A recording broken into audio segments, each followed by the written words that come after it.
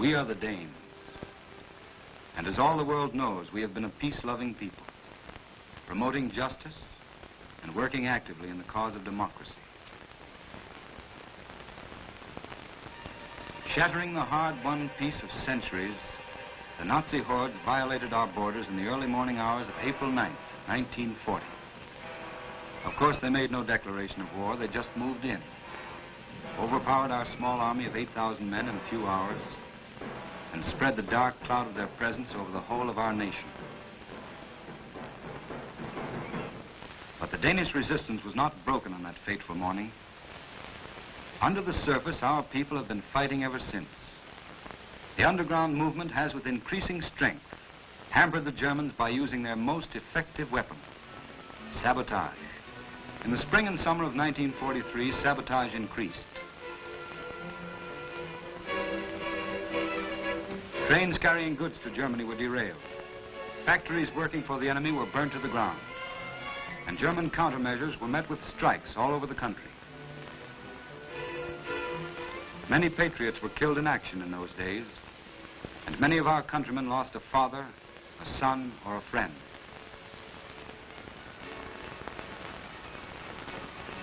Strikes continued. Shops and houses belonging to Danish quislings were destroyed without any interference from the police corps. The mounting tension throughout the country led to the 29th of August, when the Nazis attacked our still remaining garrisons under cover of night. The German C&C in Denmark declared a state of military emergency. He referred to the international laws of warfare against an enemy country. Denmark was now... In the early spring of 1943, a British weapon killed a German officer on a crowded Copenhagen street. No one heard the shot, no one saw a gun, and the killer was already 4 blocks away before anyone realized the man hadn't simply fallen. The weapon that did this cost less to manufacture than a pair of boots. It looked like a piece of pipe from a hardware store. And it became the single most feared covert instrument in occupied Europe. Not because it was powerful, but because it was silent in a way that no weapon had ever been silent before. This is the story of how it was built, who carried it, and why the German officer most capable of stopping it was ultimately destroyed not by the resistance, but by his own side. November 1942. Copenhagen. The fog came in off the Øresund Strait every autumn, rolling through the streets of the old city like something alive. It swallowed the gas lamps whole. It turned the cobblestones into mirrors. It made the city feel like it existed somewhere between the real world and a dream. Søren Kjeldsen walked through it the way he walked through everything. Slowly, deliberately, with the particular patience of a man who spent his days repairing the smallest moving parts in the world. He was 34 years old. Average height. Average build. He wore a gray wool coat that had belonged to his father, and he kept his hands in his pockets because the October cold had come early that year, and because one of those hands held something that looked, to anyone who might have stopped him, like a short section of iron pipe. He turned onto Istedgade and slowed his pace. 20 meters ahead, an Oberleutnant of the Wehrmacht stood outside a restaurant, waiting for his driver. The officer was perhaps 40, well-fed. He had the comfortable look of a man who had spent 3 years in an occupied city and had stopped thinking of it as enemy territory. He was lighting a cigarette when Søren walked past him. There was no dramatic pause, no eye contact, no hesitation. There was a sound roughly equivalent to a book being dropped on a carpeted floor. The officer sat down against the wall of the restaurant, not violently. Almost gently. The cigarette was still burning between his fingers. Søren kept walking. He turned the corner, then another corner. He entered a tobacconist's shop on Vesterbrogade, bought a box of matches he did not need, exchanged 3 words with the owner that meant nothing to anyone listening, and left through the back door. By the time anyone on Istedgade thought to call for help, Søren Kjeldsen was 4 streets away. The pipe was back in his coat pocket. Here is what that pipe actually was. The Welrod pistol, Mark I, caliber 9mm, overall length 14 inches, weight approximately 2 pounds when loaded, magazine capacity 6 rounds, later extended to 8, effective range roughly 23 meters, though in practice it was almost always used at a distance of footsteps. It had no slide, no visible ejection port, no trigger guard. The trigger itself was a small curved piece of metal emerging from the underside of the grip, easy to miss if you didn't know to look for it. The barrel, if you could call it that, was simply a long cylinder. It made up nearly 2/3 of the weapon's total length, and it was not really a barrel at all. It was a sound trap. A labyrinth of rubber wipes, thin discs the bullet passed through and sealed behind itself, combined with expansion chambers that caught the propellant gases before they could escape, and do what propellant gases normally do, which is announce themselves to everyone within 3 city blocks. At the moment of firing, those gases entered the suppressor and expanded gradually through chamber after chamber, cooling, slowing, losing their energy in a controlled sequence of microscopic collisions, before venting quietly into the open air. The result was 73 decibels. To put that number in human terms, a normal 9mm pistol produces approximately 160 decibels at the muzzle. Loud enough to cause immediate permanent hearing damage, loud enough to be heard from half a kilometer away on a quiet night. 73 decibels is the sound of a car door closing. It is the sound of a heavy book dropped on a desk. It is the sound that, on a foggy November street in Copenhagen, disappears completely into the ambient noise of a city going about its evening. No one heard the shot that killed the Oberleutnant. No one was supposed to.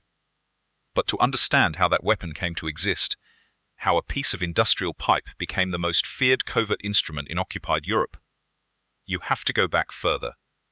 You have to go back to the moment when British intelligence realized it had a problem that had never existed before in the history of warfare. The year is 1941. The place is a country house in Welwyn Garden City, 30 kilometers north of London. The official name of the facility is the Inter-Services Research Bureau. Its actual name, used only by people with clearance to know it existed at all, is Station ICE. Major Hugh Reeves and his team, most of whose names remain classified to this day, sat in a converted dining room surrounded by engineering diagrams, reading a report that described, in the calm bureaucratic language of wartime intelligence, specific ways British agents were dying. Not in combat. Not from bombs or artillery. From the absence of the right tool at the right moment. The Special Operations Executive had been operational for just over a year. Churchill's directive had been simple and total: set Europe ablaze.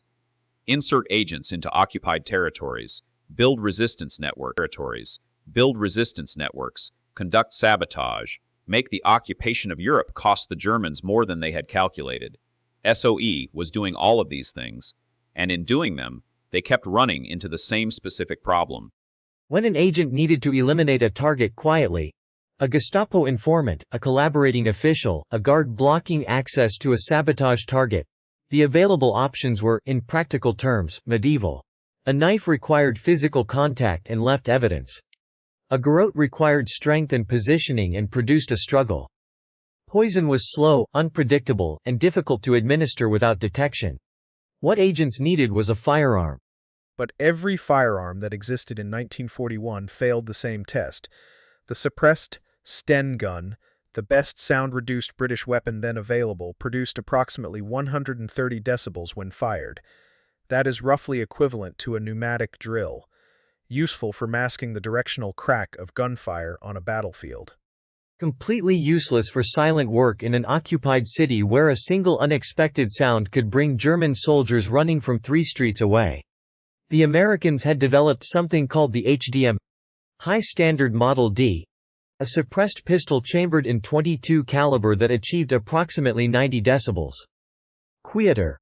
But .22 caliber ammunition delivered minimal stopping power, and in the heavy winter clothing shots were often required. Multiple shots meant more noise. More noise meant dead agents. The Germans themselves used suppressed adaptations of the Walther PPK. These reduced sound to approximately 115 decibels, still clearly audible as a gunshot at street level. The gap in the arsenal was not a matter of fine-tuning. It was a categorical gap.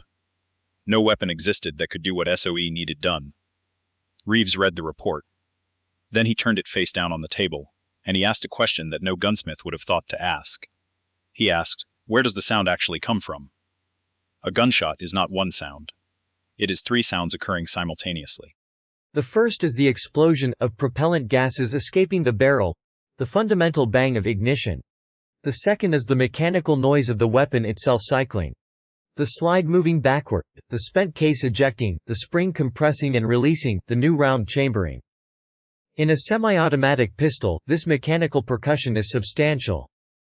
The third, and the most difficult, is the supersonic crack produced by the bullet itself. Standard 9mm parabellum ammunition travels at approximately 350 meters per second. The speed of sound at sea level is approximately 343 meters per second. Every standard 9mm bullet breaks the sound barrier. The crack it produces travels forward from the point of firing regardless of how well the gases are suppressed. To silence a gunshot completely, you had to address all three sources. Independently, simultaneously. The team at Station IS understood they were not building a better silencer. They were approaching the problem from first principles, as acoustic engineers rather than as weapons designers. The solution to the bullet crack was the most elegant. They did not change the bullet. They changed the propellant charge behind it. By reducing the powder load in standard 9mm ammunition 90 meters per second subsonic, below the sound barrier, the bullet still carried enough energy to kill reliably at close range. But it no longer broke the barrier and no longer announced itself with a crack. The solution to the mechanical noise was more radical. They eliminated the mechanism entirely. The well rod used a manually operated bolt action system. After each shot, the shooter reached up and turned a knurled knob at the rear of the weapon, extracting the spent case and chambering the next round by hand.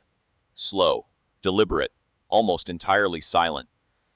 This meant one critical operational reality that no training manual could fully prepare an agent for. In the field, at the moment of truth, the well rod gave you one shot before you had to perform a manual action that took between 2 and 4 seconds. In a confined space, with a target who might not be immediately incapacitated, those seconds were everything. The integrated suppressor handled the gases, not attached to the weapon, not screwed onto the barrel. Structurally part of the weapon itself. 2/3 of its total length devoted entirely to the controlled dissipation of propellant energy through those rubber wipes and expansion chambers working in sequence. The result, when it was tested in the autumn of 1942 in a converted outbuilding at Welwyn, was so quiet that the engineers standing in the room were not certain the weapon had actually fired. 73 decibels. One of the engineers, whose name does not appear in any declassified record, reportedly said, "That cannot be right. Let me check the instrument." The instrument was right. This is the moment where most histories of the well rod pivot to specifications and deployment numbers.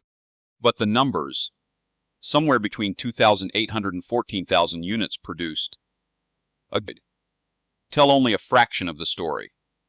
The real story is what happened when the weapon reached the people who needed it.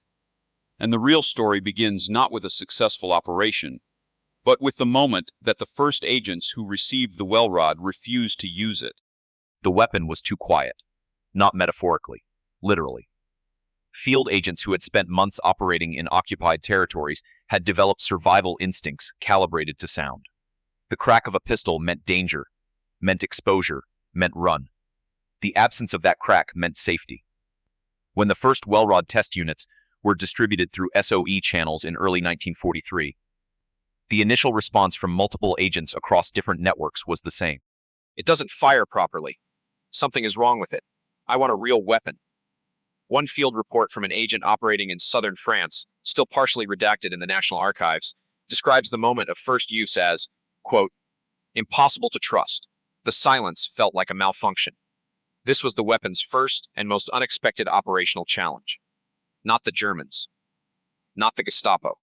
The psychological resistance of the people it was built to protect.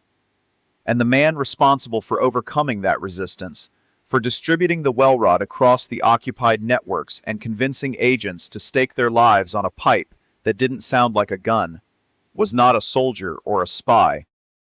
He was an accountant from Bristol named Gerald Hawkins, who had joined SOE in 1941, and whose particular gift was explaining complicated things to frightened people under impossible circumstances. But that is another part of the story. In Copenhagen, in November 1942, Søren Kjeldsen did not have these doubts. He had been a watchmaker's apprentice at 15, a master watchmaker by 26, and a member of the Holger Danske resistance network since the summer of 1942, when the network was still finding its shape, still learning what it was and what it was willing to do. Holger Danske, named for the legendary Danish knight who, according to myth, slept beneath Kronborg Castle and would wake only when Denmark faced its darkest hour. The myth had not anticipated German occupation. But the men and women who chose that name in 1942 clearly had.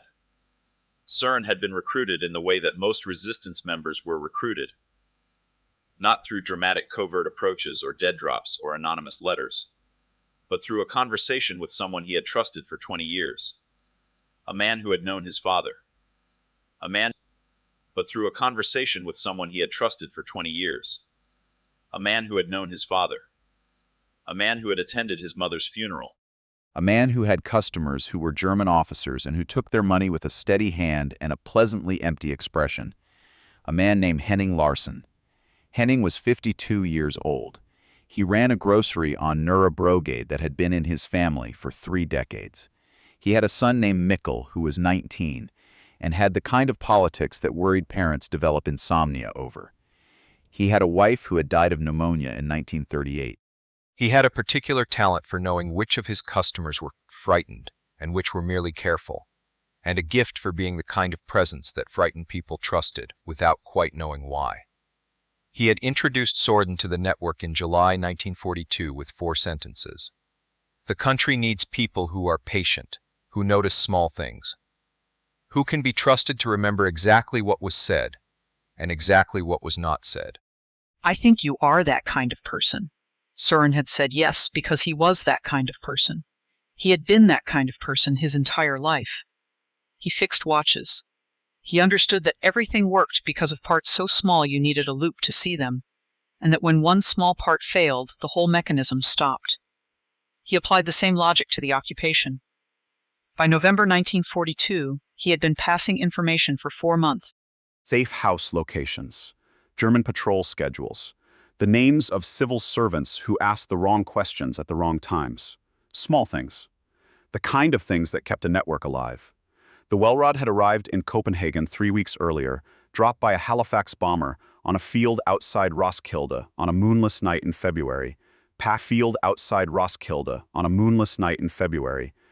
in a canister with 4 other items whose contents Søren never learned. It had been passed through 2 intermediaries before it reached him. He had held it for the first time in the back room of his shop, under the workbench light, turning it over in his hands. He had thought, "This is the ugliest thing I have ever been asked to trust my life to." Then he had thought, "It is also the most logical. Every unnecessary part has been removed. Every surface that could make noise has been eliminated." This is not a weapon designed by someone who thought about what a weapon should look like. This is a weapon designed by someone who thought only about what a weapon should do. He had put it in his coat pocket. He had practiced the manual bolt action 200 times in the 3 weeks before November. 200 repetitions of the same sequence. Fire, rotate, pull, push, rotate, until his hands could do it in the dark. Until his hands could do it while walking. Until the motion was as automatic as the motion of placing a balance wheel into a movement. A motion he had performed perhaps 10,000 times in his career without once having to think about it. On Estedgade he had needed the second shot. The first had not been sufficient. He performed the bolt action while walking, without breaking stride, without looking down, without any external indication that anything had changed. The second shot, fired 6 steps later at an angle requiring him to slightly adjust his right shoulder, completed the task. 2 sounds, each roughly equivalent to a car door closing. 12 steps between them. No one heard either. What Søren did not know, walking away through the Copenhagen fog with the Welrod cooling in his pocket, was that someone was paying very close attention to exactly these kinds of deaths. Not in Copenhagen, in Paris. His name was Klaus Brandt. He was 38 years old. He held the rank of Obersturmführer in the SS, which placed him within the Gestapo Führer in the SS. which placed him within the Gestapo's intelligence and analysis division, rather than its enforcement arm. Before the war, he had been a criminal investigator with the Munich police, a detective with a reputation for patience and for seeing patterns in evidence that other investigators dismissed as coincidence. He was, by any measure, the wrong kind of man for the resistance to have paying attention. And he had been paying attention for 6 weeks, not because he had been assigned to investigate silent killings. He had assigned himself.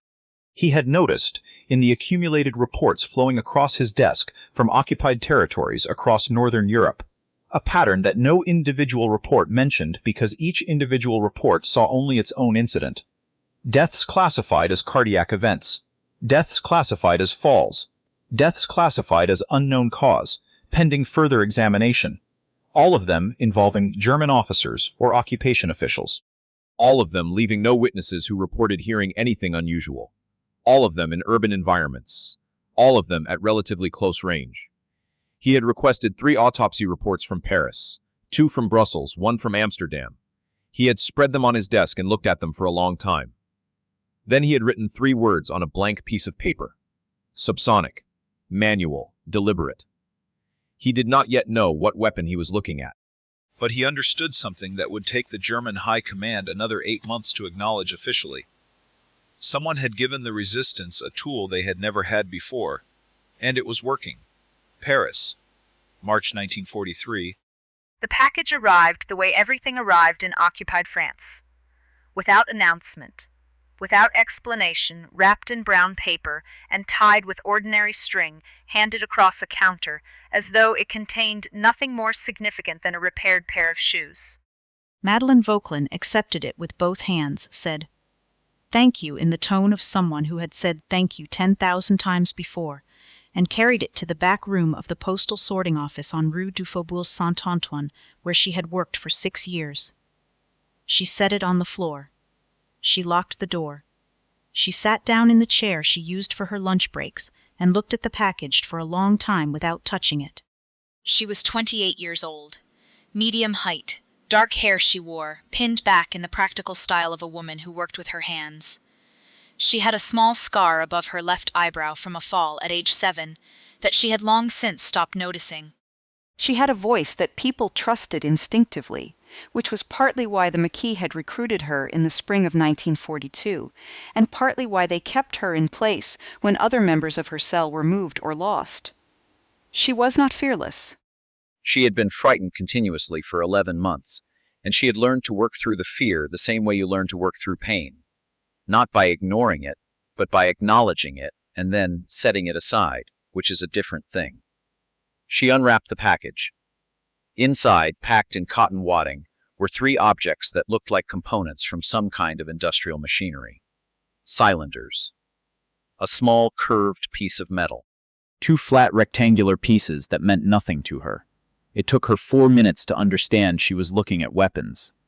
Another 2 minutes to understand they were the same weapon, disassembled into 3 parts each.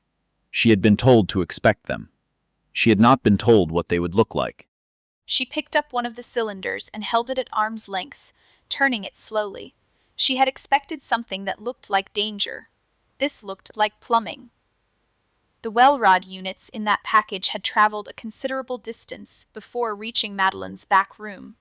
They had been manufactured at Welwyn Garden City, transported to a staging facility in southern England, then dropped by parachute on a field outside Périgueux in the Dordogne region on a night in early March 1943, received by a 3-person reception team who had lain in a frozen field for 4 hours waiting for a Halifax bomber that was 12 minutes late. From Périgueux, the package had passed through 6 pairs of hands across 8 days. Each person knew only the next destination. Each person carried it as though it were unremarkable. One woman transported it 40 kilometers on a bicycle with a broken rear brake. One man carried it through a German checkpoint in a toolbox, underneath a layer of actual tools, and was not stopped, which was luck. And he knew it was luck, and knowing it was luck was its own particular kind of terror. This was how the OSU supply chain worked in occupied France. Not through dramatic airfield operations or coordinated military logistics, but through an unbroken chain of frightened ordinary people doing unremarkable things with extraordinary stakes. Madeline was the end of that chain. Her job was to receive, to hold, and to distribute, and to do so without drawing the attention of the man whose office was 3 kilometers away, and who was becoming, with each passing week, a more serious problem. Klaus Brandt had been transferred to Paris in January 1943. The transfer was not a reward. It was a repositioning. Within the internal politics of the Gestapo's Paris operation, Brandt occupied an ambiguous space. He was considered brilliant by the people who had read his analytical work, and irritating by the people who had to work alongside him. Because brilliant men who are also right tend to generate resentment in proportion to how long they were right before anyone listened. He had brought his files from Berlin. 6 weeks of accumulated evidence from across occupied Europe, organized in a system that no one else had requested and no one had authorized. Evidence of a weapon that produced deaths so quiet that the initial investigators had not recognized them as homicides. In Paris, he had expanded the file. By March 1943, he had 14 confirmed cases across France, 47 suspected cases across Northern Europe. The pattern was now unmistakable to anyone willing to look at it whole rather than in pieces. The targets were not random. German officers who had developed specific reputations for brutality toward civilians, for the efficient identification and arrest of resistance members, tended to die quietly. French collaborators who had demonstrated particular effectiveness in identifying resistance networks stopped appearing for their usual appointments. Gestapo informants with established records of providing actionable intelligence began, with increasing frequency, to not show up. Brandt had written a 13-page report on his findings and sent it to his commanding officer in March. After 2 months of expanding the file with French evidence, the report had not been ignored. It had been received, read, placed in a drawer, and not acted upon. Not because the information was wrong. Because acknowledging that the resistance possessed a weapon capable of this kind of operation carried implications that were uncomfortable to confront. It meant the resistance was more organized than official assessments suggested. It meant the intelligence apparatus protecting German officers was less reliable than official assessments suggested. It meant someone needed to do something about it, and doing something about it required resources. And resources were already stretched across a continent. Brandt understood all of this. He had worked in large organizations before. He understood that the distance between what an institution knows and what an institution is willing to act on is often enormous.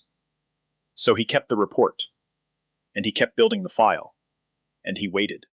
He told no one outside his immediate division. This decision, to retain exclusive knowledge of the weapon rather than broadcasting it through the intelligence hierarchy, was not altruism. Brandt was not protecting the resistance. He was protecting his own position. In the competitive internal landscape of Gestapo Paris, exclusive knowledge was the only currency that retained its value. The moment he shared what he knew with everyone, it became worthless. As long as he alone understood what they were dealing with, he remained indispensable. It was, in the long architecture of what followed, one of the most consequential decisions a German officer made in occupied France, and it was made entirely out of bureaucratic self-interest. Madeline distributed 2 of the 3 well rods within 10 days of receiving them. She assembled each one using a diagram she memorized and then burned, ran through the operation twice in her back room at 6 in the morning before anyone else arrived, and disassembled them back into their component parts for transport. She never asked who would receive them. She had learned early that knowing things you did not need to know was the fastest path to becoming a liability. The 3rd well rod she kept. She kept it not because she had been told to. She had been told to pass all 3 along. She kept it because 3 weeks before the package arrived, a member of her cell named Henri Castellan had failed to appear for a scheduled meeting, had failed to appear for the emergency backup meeting 24 hours later, and had not been seen. He had grown up 4 streets from Madeline's childhood apartment. She had known him since he was 8. She did not know for certain what had happened to him. She knew the probabilities. She kept the well rod because the man she believed was responsible for Henri's disappearance ate lunch every Tuesday and Thursday at a brasserie on Boulevard Haussmann, and she had walked past that brasserie 17 times in 3 weeks, and each time she had calculated the geometry of the room through the window as she passed. She was not trained for this. She had been trained to move things, and to know things, and to communicate things. She had not been trained to end things. She kept the well rod for 6 weeks before the network gave the operation to someone with the training she lacked. She handed over the weapon at a meeting she did not speak at, to a person whose face she was careful not to memorize, and she walked home through a spring rain that turned the Paris streets into something almost beautiful. She vomited in her kitchen when she got home, not from fear, from relief. From the specific relief of a person who has carried something very heavy for a long time and finally been allowed to put it down. And from the understanding arriving fully formed in that moment that she had just handed another human being the authority to end a life, and that this was not the same thing as doing it herself, but that the difference was smaller than she had imagined it would be. She never learned whether the operation was carried out. She never tried to find out. She understood instinctively that some information was better to live without. In Copenhagen, Soren Kjeldsen was running out of time, and he did not know it yet. The spring of 1943 brought a change in the character of the German occupation of Denmark that anyone paying attention could feel, but that was difficult to articulate precisely. It was a tightening. A reduction in the small tolerances that had until then distinguished Denmark from the harsher occupations further south. Small things. The delays at checkpoints grew longer, the questions more pointed. The clerks at the German administrative offices, previously efficient and indifferent, became watchful in a way that was new. The Holger Danske network felt it. They responded by reducing communication, increasing the intervals between operations, changing the locations of their regular meetings with a frequency that was operationally sound and personally exhausting. Soren continued his work. He repaired watches. He passed information. He maintained the double life with the same methodical patience he brought to everything, the same quality of sustained attention that allowed him to spend 40 minutes on a movement that most watchmakers would have given 20. Henning Larsen continued to run his grocery on Nørrebrogade. Soren saw him twice a week, sometimes 3 times, with the naturalness of a long-standing friendship. They spoke about the weather and about the shortages, and occasionally about Henning's son, Mikkel, who was 20 now, and had developed, under the specific pressures of occupation, from a boy with dangerous politics into something harder and more specific. Soren did not know that Henning was frightened in a new way. He would not know until it was too late to matter. The arrest happened in August. Mikkel Larsen was picked up by German military police on the 12th of August 1943, outside a print shop on Guthersgade. He was carrying nothing incriminating. He had done nothing incriminating that day. He was arrested because his name appeared on a list, and his name appeared on a list because someone he had spoken to 3 months earlier had been arrested, and under pressure had provided names. This was how it worked. Not through brilliant detective work, not through surveillance or infiltration, through pressure applied to ordinary people who had ordinary limits, producing cascades of information that spread through a network like cracks through ice. Mikkel was 19. He was taken to Vestre prison. 2 days later, a man Henning did not know arrived at the grocery during the slow hour between 2 and 3 in the afternoon. He bought a small amount of cheese. He paid, he said, while pocketing his change, that Mikkel was healthy and wanted to stay that way, and that certain information would help ensure that outcome. He left, healthy and wanted to stay that way, and that certain information would help ensure that outcome. He left. Henning stood behind his counter for a long time. He had a photograph of Mikkel at age 7 on the shelf, behind the register. He had kept it there through the entire occupation without thinking about it. He thought about it now.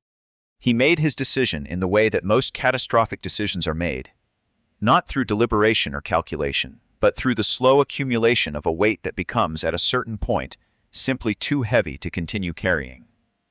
He met the German contact 3 days later. He did not give them everything. This is important to understand. Henning Larsen was not a man who had become the enemy. He was a man who had found the precise point at which his capacity for resistance intersected with his capacity for love, and who had discovered, at that intersection, that love was heavier. He gave them Soren's name. He gave them the location of the next supply transfer, a farmhouse outside Birkerud, on the 22nd of August. He gave them two pieces of information that were, individually, specific enough to be useful. He did not give them everything he knew. There was more he could have given. He did not give it. He told himself this distinction mattered. He told himself this every day for the rest of his life. Mikkel was released on the 19th of August. He came home thin and quiet and did not embrace his father at the door. He walked past him into the kitchen and sat down at the table and did not speak for a very long time. Henning made him food. He put the plate on the table. He sat down across from his son. Mikkel ate without looking up. On the 22nd of August, Soren arrived at the Birkerud farmhouse 30 minutes early. This was not protocol. Protocol was to arrive exactly on time. Arriving early was something Soren did because his instincts had been sharpened by 10 months of operating in hostile territory, and his instincts had been telling him for 4 days that something in the texture of his daily life had changed in a way he could not yet specify. The change was small. A car he did not recognize parked for the second time in 3 days on a street where he knew every regular vehicle. A customer at his shop who asked a question slightly differently than customers usually asked questions. A sense, cultivated by 10 months of sustained vigilance, that the background noise of his environment had shifted by a frequency too low to name, but too significant to ignore. He approached the farmhouse from the tree line. From there, he saw two things simultaneously. The first was a German military vehicle parked on the road behind the barn, parked badly, angled as though the driver had arrived quickly and stopped without thinking about concealment. The second was another member of his network, a man named Anders, 26, the son of a fishing family from Helsingør, walking directly toward the farmhouse's front door without the awareness that something was wrong, because Anders had approached from the opposite direction and could not see what Soren could see. There was no time to signal him. There was no way to signal him that would not also signal the men inside. Soren watched Anders reach the door.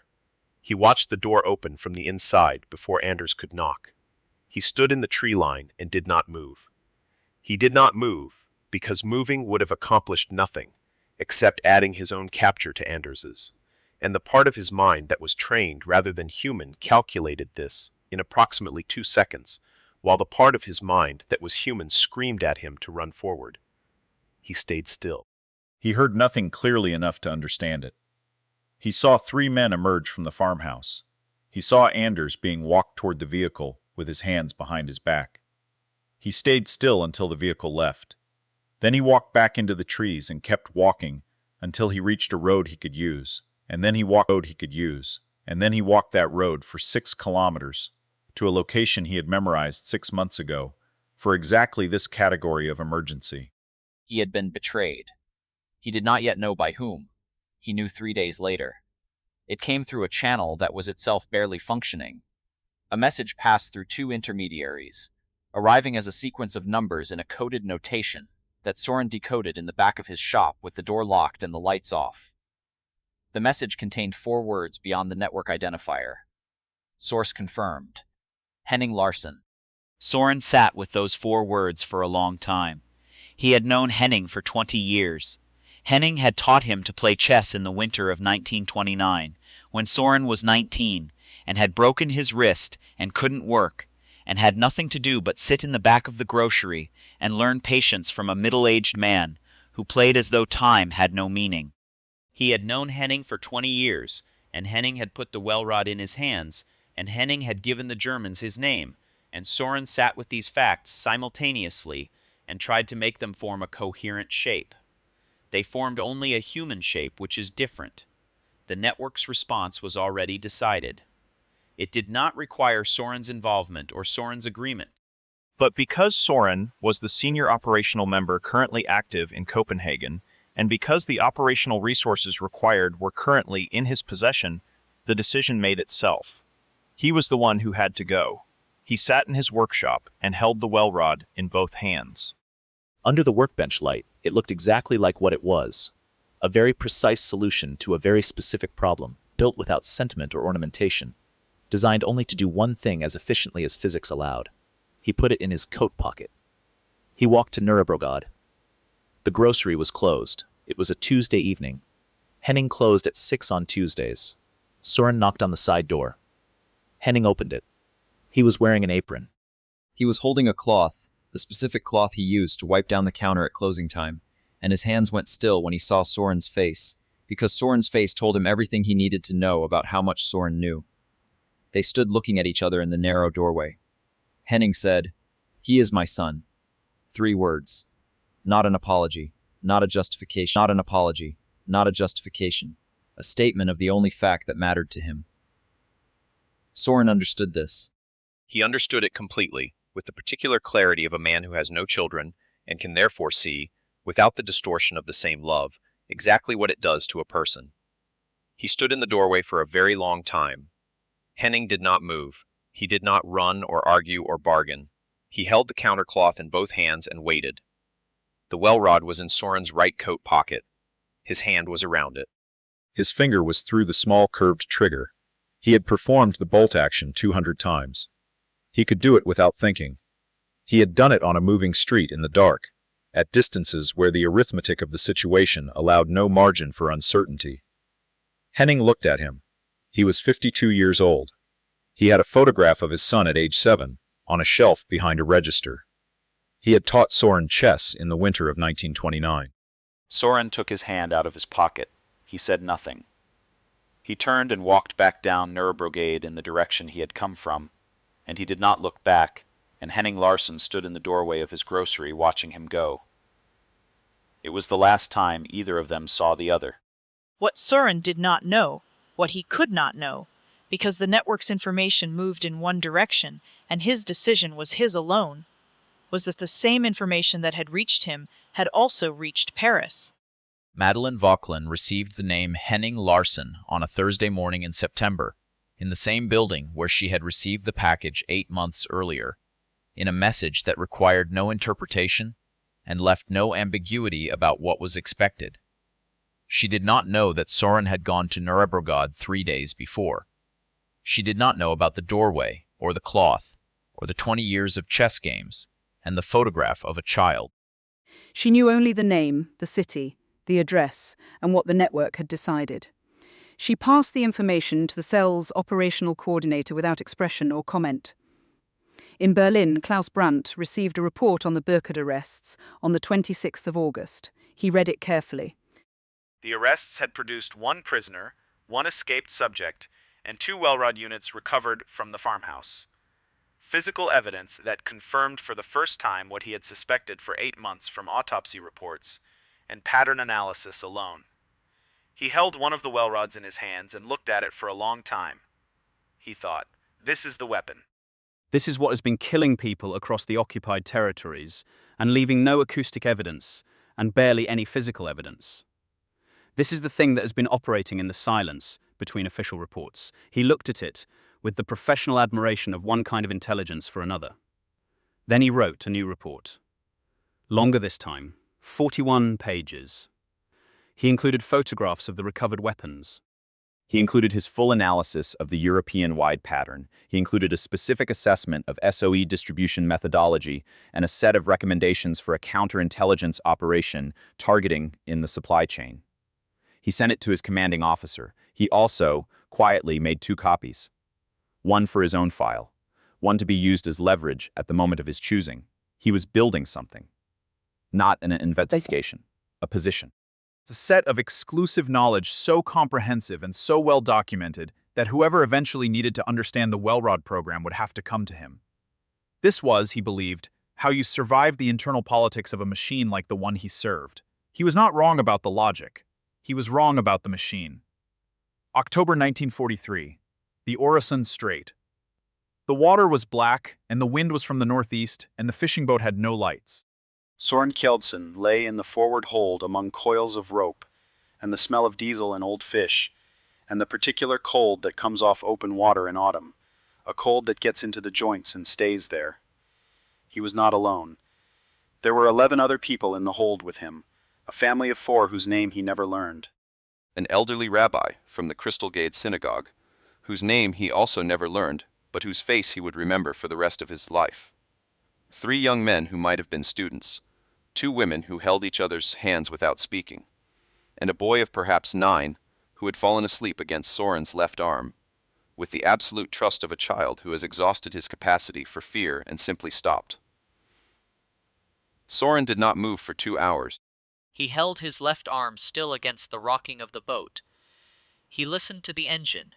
He listened to the water against the hull. He listened for the sound of a German patrol vessel, a sound that would have been, in that hold, the end of everything. He heard only the engine and the water, and eventually the change in the engine's note that meant they were slowing, which meant they were close to the Swedish coast, which meant they had made it. The boy woke up when the engine changed.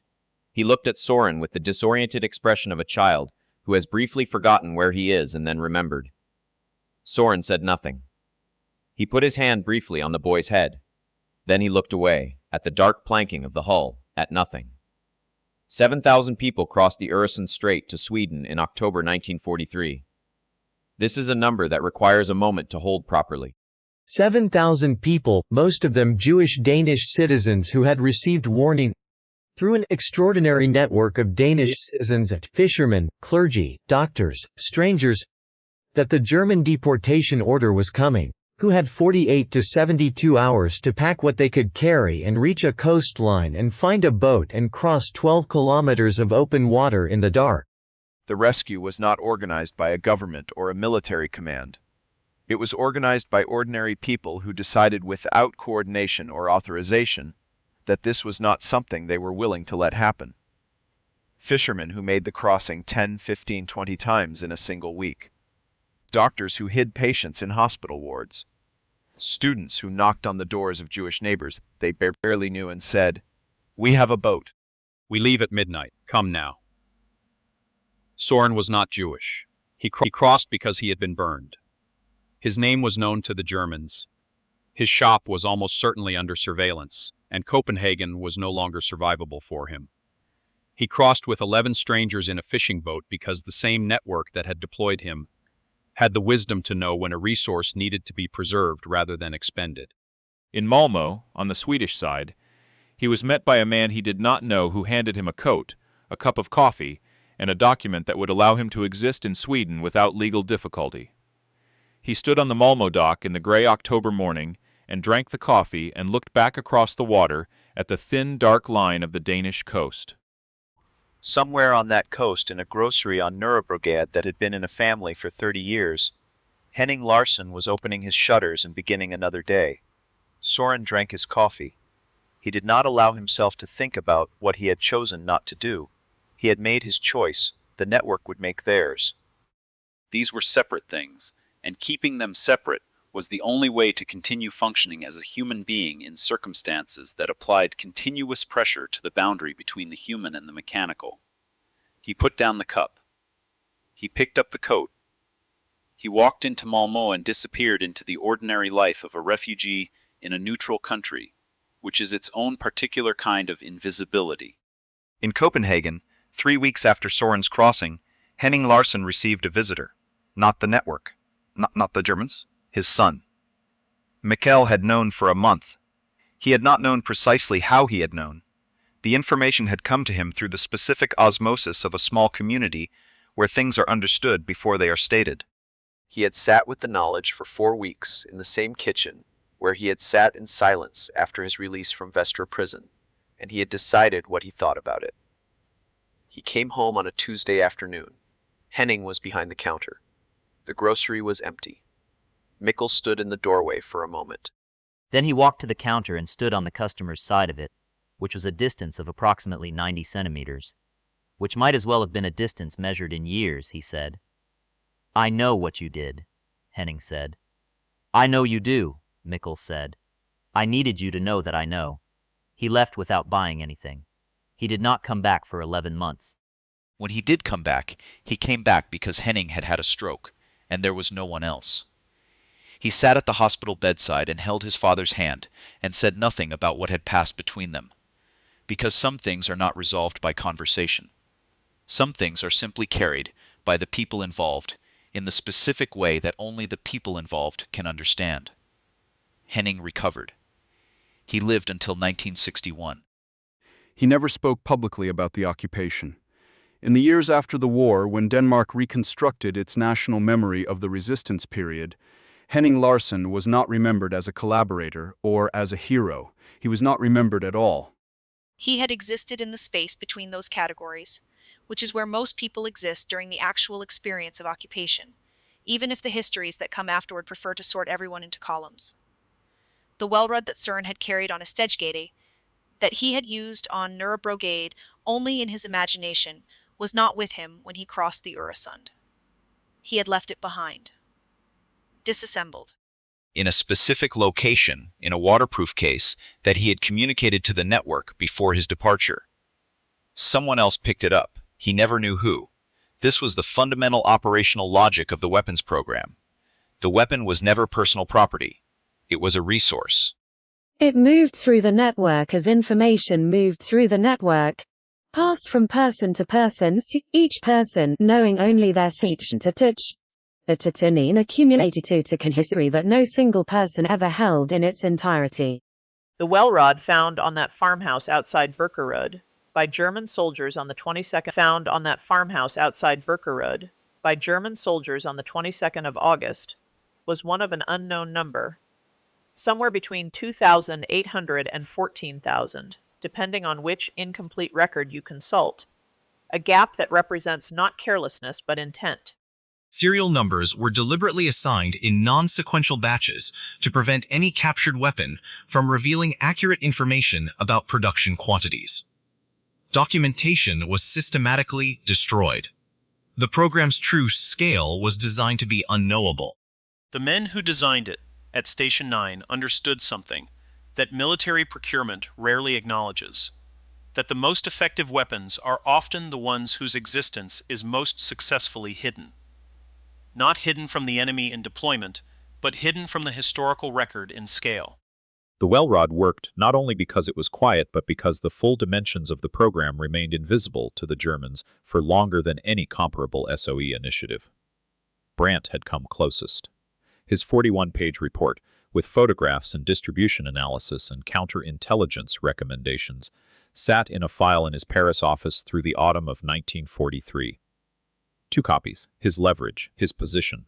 He never got to use it. In November 1943, Klaus Brandt was transferred, not promoted, not reassigned laterally, transferred to the Eastern Front to a staff intelligence position with Army Group Center in occupied Poland, which was in 1943 a destination that required no explanation to anyone familiar with the internal geography of the Third Reich. The transfer came from above his commanding officer. It came with the bureaucratic efficiency of decisions made at levels where the reasoning does not travel down with the order. What had happened? What Brandt understood with cold clarity when he read the transfer notice was that the political calculation he had been running for 8 months had been run against him by someone with more patience or more connections or both. He had accumulated exclusive knowledge and held it as leverage. But leverage requires a moment of application. He had been waiting for his moment. Someone else had moved first. The specific mechanism was this. The copies he had made of his report existed. Their existence was known to people who understood their value. Those people had passed that information upward through channels that bypassed him entirely. The content of the report, the photographs, the analysis, the distribution mapping, had been extracted from his work and credited in the internal accounting of the institution to other names. He had been made redundant by his own intelligence. He sat in his Paris apartment with his transfer notice on the table and understood, with the full force of a genuinely intelligent man confronting a genuinely stupid outcome, that the machine he had spent 8 years serving did not reward the kind of careful, patient, evidence-based work he had built his career on. It rewarded proximity to power, speed over accuracy, institutional loyalty over institutional effectiveness. He had known this, in the abstract way that a person can know something without fully believing it applies to them. He understood it now without abstraction. He packed his files. He put on his uniform. He took the train east. Army Group Center's intelligence section was located, in the winter of 1943, in a series of requisitioned buildings in occupied Poland that were cold in a way that Paris had never been cold. The work was different. The scale was different. The Eastern Front operated at a volume and velocity that made the careful analytical work of occupied Paris feel, in retrospect, like a different kind of war conducted in a different kind of universe. Brandt did his work. He was competent. He was professional. He was, by any external measure, functioning. He submitted one more report on the Welrod program in January 1944, updating his earlier analysis with new information from a captured Soviet courier. The report was received and filed. He received no acknowledgement. He stopped working on it after that. In February 1945, during the Soviet advance through Poland, the intelligence section was ordered to withdraw westward. The withdrawal became a retreat, and the retreat became, in the specific chaos of a collapsing front, something that had no orderly name. Klaus Brandt died on the 14th of February 1945, outside a town in central Poland whose name he had not known until the previous week. The circumstances were not dramatic. A rearguard action. Artillery. The kind of death that happens to thousands of people in the same week and is recorded, if it is recorded at all, in a regimental log that most historians never read. He was 39 years old. His 41-page report, with its photographs of the Welrod and its careful documentation of the silent killing pattern across occupied Europe, was found in his effects. It was forwarded to Berlin with the rest of the section's paperwork. What happened to it after that is not known. Paris was liberated in August 1944. Madeleine Vauclain was at work when the news came. She was sorting mail in the back room on Rue du Faubourg Saint-Antoine, the same room where she had unwrapped the brown paper package 16 months earlier. She heard the sounds from the street change in character. Not the sharp sounds of danger, but something she had not heard in 4 years. Something that took her a moment to identify. People making noise because they wanted to. She put down the bundle of letters she was holding. She walked to the window. Outside on the street, a woman she did not know was crying and laughing at the same time, and a man was kissing the pavement with an earnestness that under any other circumstances would have seemed absurd. Madeleine watched for a moment, then she went back to the letters. She finished sorting them. She did it with the particular thoroughness of a person who has learned over 4 years that the work in front of you is the only thing you can be certain of. When she left that evening, she did not celebrate. She walked home through streets full of noise and light and the specific euphoria of a city that has been holding its breath for 4 years and can finally exhale. And she walked through all of it quietly, with her hands in her pockets, and when she reached her apartment, she sat down at her kitchen table and stayed there until she fell asleep in the chair. She never told anyone about the package, or the 3 cylinders in cotton wadding, or the 6 weeks she had held the 3rd Welrod and walked past a brasserie on Boulevard Haussmann. She never told anyone about the name she had passed to the cell coordinator, or what she believed had been done with that name. She lived in Paris until 1989. She worked at the Postal Service for 31 years. She never married. She had 2 close friends who knew she had been involved in the resistance in some capacity, and who knew, because she had made it clear in the way that certain people make things clear without ever using explicit language, that she did not discuss the details. She discussed other things instead. She was a careful and attentive friend. She read widely. She had opinions about architecture and about cooking, and about the specific failures of French bureaucracy that she expressed with a dry precision that made people laugh. She died in March 1989. Madeleine Vauclain is a composite figure, her story built from the documented accounts of female SOE couriers and Maquis liaison agents whose full identity. But the details of her life are drawn from real lives, and the silence she kept was real. Women like her exist throughout the historical record as gaps. present in operational reports as unnamed intermediaries, absent from the commemorations that followed. Soren Kjeldsen, Henning Larsen, and Klaus Kaksiet Brandt are composite characters created to represent the Danish resistance members and German intelligence officers during the occupation. Their specific stories are dramatized, but the events, moral dilemmas, and operational realities they face are drawn from documented history. In her apartment, in a box under the bed, her friends found a single document when they were clearing her things, a folded piece of paper. On it, in her handwriting, was a list of 11 names. No context, no dates, no explanation. Her friends did not know what the list meant. They kept it for a while, not knowing what to do with it. Eventually, they gave it to a local historical archive, where it was catalogued and filed and is presumably still there. Lists like it exist across Europe, in the effects of people who did things they never spoke about, who kept records they never explained, who carried the weight of specific knowledge for decades and then died with it. No one has yet determined what the names represent. Soren Kjeldsen, Henning Larsen, and Klaus Brandt are composite characters created to represent the real experiences of Danish resistance members and German intelligence officers during the occupation. Their specific stories are dramatized, but the events, moral dilemmas, and operational realities they face are drawn from documented history. Soren Kjeldsen lived in Malmö until 1946, then returned to Denmark after the liberation. He reopened his watchmaking shop, not on the same street but 2 neighborhoods away, in a building that had no associations. He was 37 when he came home. He looked older. People who had known him before the war said so, privately to each other rather than to him, because he did not invite that kind of observation. He worked for 40 years. He became, in the specific way of skilled craftsmen in small trades, something of an institution in his neighborhood.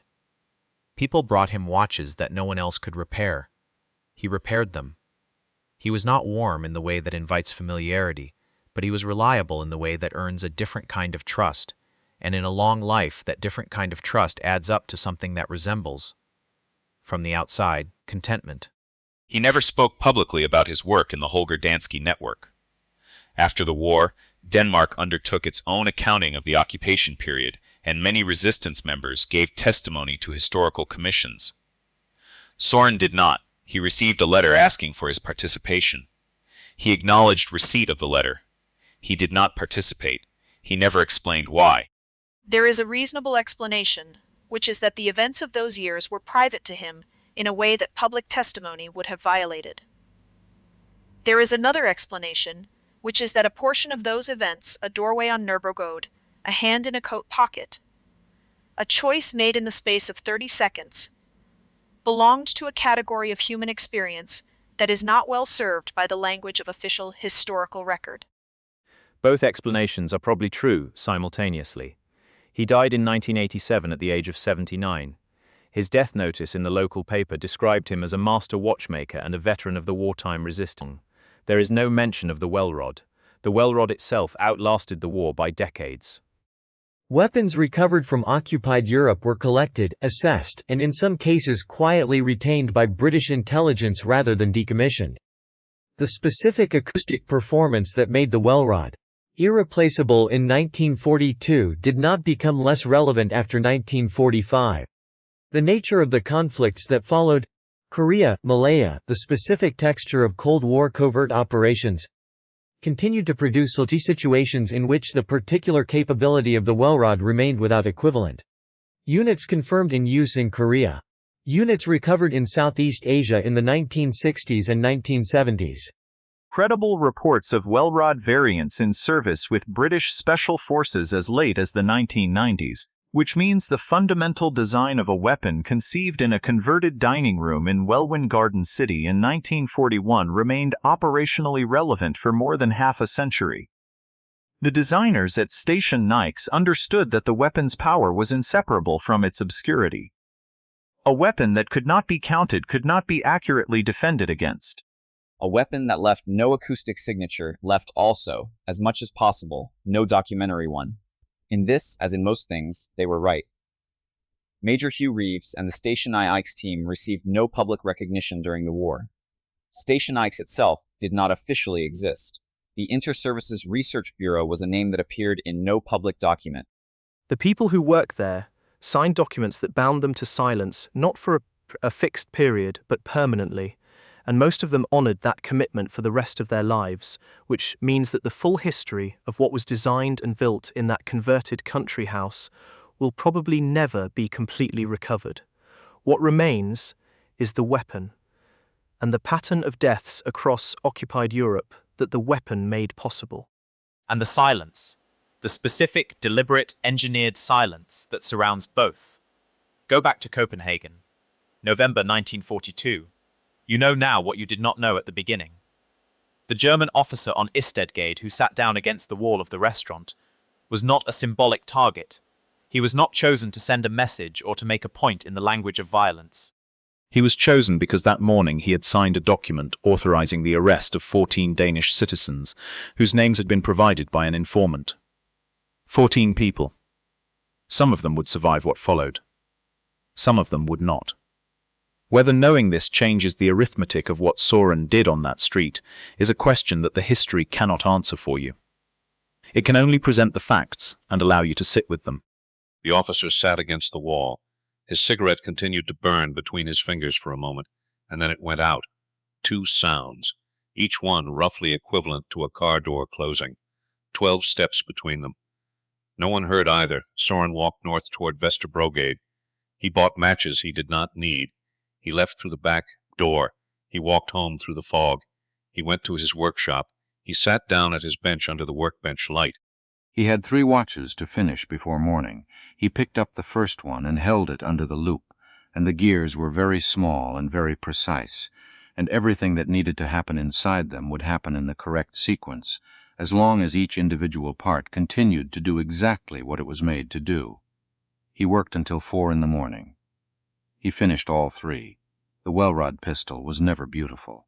It was never supposed to be. It was designed by people who had stripped the problem down to its essential components and asked only one question. What does this need to do, and what is the most direct path to doing it? The answer was a piece of pipe, an ugly, graceless, revolutionary piece of pipe that changed the arithmetic of occupation. It did not win the war. No single weapon wins a war. But in the specific darkness of occupied Europe, in the space between a resistance fighter's coat and the silence of a city under control of a foreign military, it did something that matters more than winning. It gave frightened people the capacity to act. Not boldly, not visibly, not in the ways that get commemorated in statues or taught in schools. Quietly, in the only way that the circumstances allowed. And in that quietness, in that deliberate, engineered, morally complicated quietness, the occupied cities of Europe pushed back against the machine that had consumed them, not with armies or declarations or the loud gestures of conventional war, but with the small, specific, irreversible actions of people who had decided that silence could be used in more than one direction. The Germans understood noise. They had built their occupation on it. The boots on cobblestones, the loudspeakers, the machinery of authority that announces itself because announcement is part of how it works. They had not accounted for the sound of a car door closing. They had not accounted for a watchmaker from Copenhagen and a postal worker from Paris, and the 50,000 ordinary people across the occupied continent who did the unglamorous, unrecorded work of keeping the networks alive between the moments that the histories remember. The Well-Rod remembered none of them. It kept no records. It left no signatures. It passed from hand to hand through the darkness of the occupied years, and it did its work, and it disappeared back into the silence it had come from.